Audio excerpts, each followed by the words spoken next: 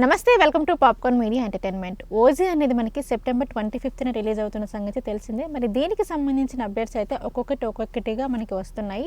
మరి ఈ రోజు ఓజీ సాంగ్ అనేది రిలీజ్ అయింది. మరి దానికి సంబంధించిన అప్డేట్స్ గురించి తెలియజేయడానికి ఈ రోజు మనతో పాటు ఉన్నారు senior journalist Hem Sundar sir. మరి సార్ని అడిగి ఓజీకి సంబంధించిన అప్డేట్స్ గురించి అయితే అడిగి తెలుసుకుందాం. సార్ నమస్తే సార్. నమస్తే అమ్మా. సార్ ఓజీ మూవీ అనేది మనకి సెప్టెంబర్ 25న రిలీజ్ అవుతుంది. ఓజీ మూవీకి సంబంధించిన ఒక్కొక్క అప్డేట్ అయితే మనకి వస్తుంది సార్. బట్ ఈరోజు ఒక సాంగ్ రిలీజ్ అయింది. బట్ ఆ సాంగ్కి సంబంధించి కొంచెం చెప్పండి సార్. ఇది సినిమాలో తొలిపాట. వాళ్ళే చెప్పారు ఫస్ట్ స్టామ్ అని చెప్పి తొలిపాట రిలీజ్ చేశారు.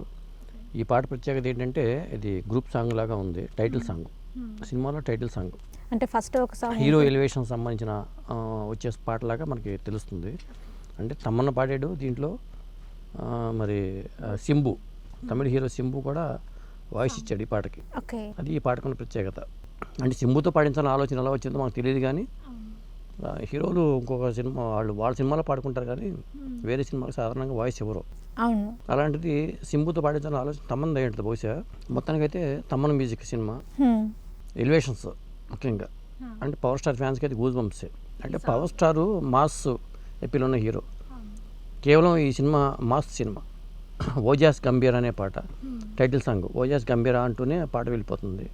విశ్వ గారును శ్రీనివాస్ మౌళి అనే ఇద్దరు రాశారు ఈ పాటని. అలా చూసుకుంటే సినిమాలో వాళ్ళు డేట్ కూడా ఇచ్చారు, 25వ తారీఖే రిలీజ్ డేట్ అని ఇచ్చేశారు. అఫీషియల్ అనౌన్స్మెంట్ లాగా చెప్పుకోవాలి దీన్ని.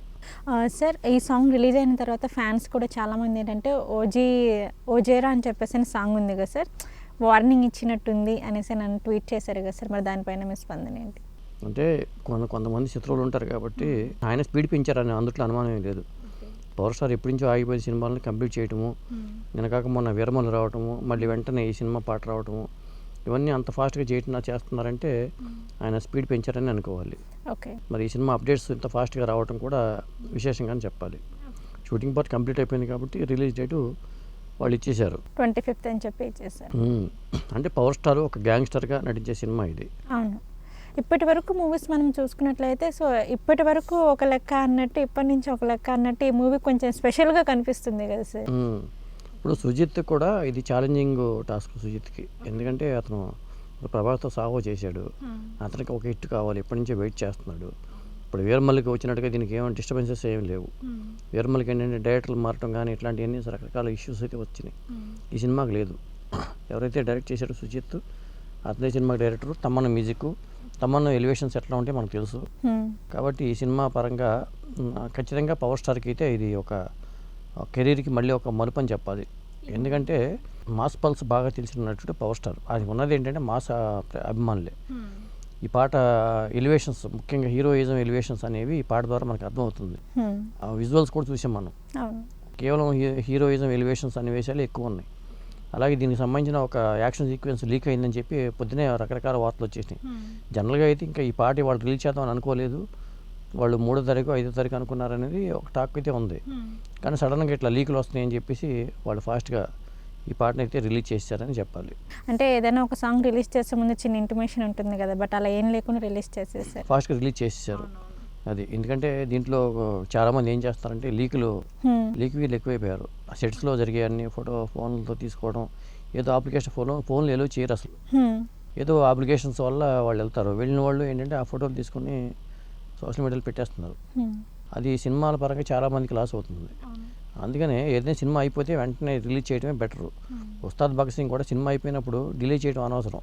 సినిమా ఫాస్ట్గా రిలీజ్ చేసేసుకుంటే అదొక రికార్డుగా ఉండిపోద్ది. ఎందుకంటే ఇప్పుడు పవర్ స్టార్ సినిమాలో వీరమల్లు రిలీజ్ అయింది మొన్న. ఇప్పుడు సెప్టెంబర్ 25ని ఓజీ రిలీజ్ అవుతుంది. మళ్ళీ ఉస్తాద్ భగత్ సింగ్ కూడా డిసెంబర్ లోపు రిలీజ్ అవడానికి ఛాన్సెస్ ఉన్నాయి. అంటే 3 సినిమాలు రిలీజ్ అవడం కూడా ఒక రికార్డు. ఇప్పుడు హీరోల సినిమాలు లేని రోజుల్లో 3 సినిమాలు ఆయన సినిమాలు రిలీజ్ అవడం కూడా ఒక రికార్డు అని చెప్పాలి. ఓకే సార్, మరి ఓజీ ఎలా ఉండబోతుంది అంటారు సార్? నెక్స్ట్ మంతే కాబట్టి ఇంకా 1 మంతే మనకి టైం ఉంది కదా సార్. వాళ్ళు ఎక్కడ తగ్గేట్టుగా కనపట్ల. ఎందుకంటే అఖండ 2 రిలీజ్ సెప్టెంబర్ 25 ఉంది కాబట్టి వీళ్ళంతా ఫ్రెండ్సే కాబట్టి బాలయ్య బాబు, పవర్ స్టార్ ఒకే కూటమి గవర్నమెంట్లో ఉన్నారు. మరి ఆయన తగ్గట్లేదు, ఈయన తగ్గట్లేదు. ఖచ్చితంగా ఇది ఒక సంచలనమైన వార్త అవుతుంది. ఎందుకంటే ఎవరో ఒకరు తగ్గితే అది వేరుగా ఉంటుంది.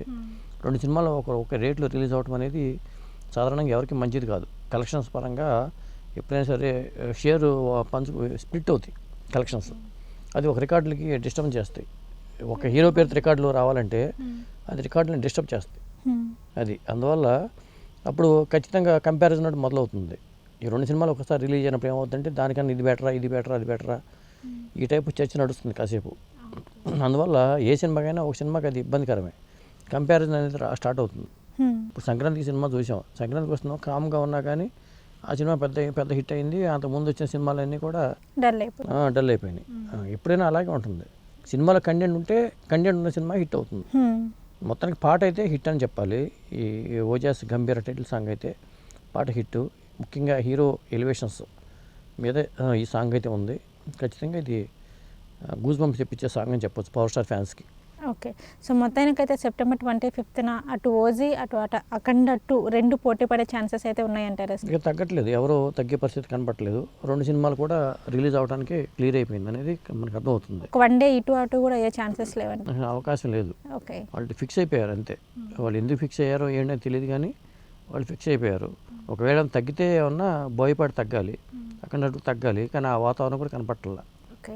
మీ ఒపీనియన్ ఏంటి సార్? ఇక్కడ తగ్గితే బెటర్ అంటారా లేకపోతే? తగ్గడమే బెటర్ ఇప్పుడు కూడా. ఎందుకంటే ఒక గవర్నమెంట్లో ఉన్నవాళ్ళు ఆ పోటీ అనేది కనపడుతుంది. ఇప్పుడు చిరంజీవి గారి సినిమాలు, బాలకృష్ణ గారి సినిమాలు పోటీ పడే సందర్భాలు ఉన్నాయి. అది సంక్రాంతి అంటే ఓకే. అట్లా కాకుండా దసరా టైంలో మరి ఈ సినిమాలు పోటీ పట్టడం అనేది, పెద్ద హీరోల సినిమాలు ఇప్పుడు ఒకసారి రిలీజ్ అవడం అనేది ఇబ్బందికరం ఎవరికైనా. అవును, అందులోని ఇద్దరు పెద్ద హీరోలే కాబట్టి. ఓకే సార్, ఓజీకి సంబంధించిన అప్డేట్స్ గురించి అయితే మాకు చెప్పారు. నమస్కారం. నమస్తే.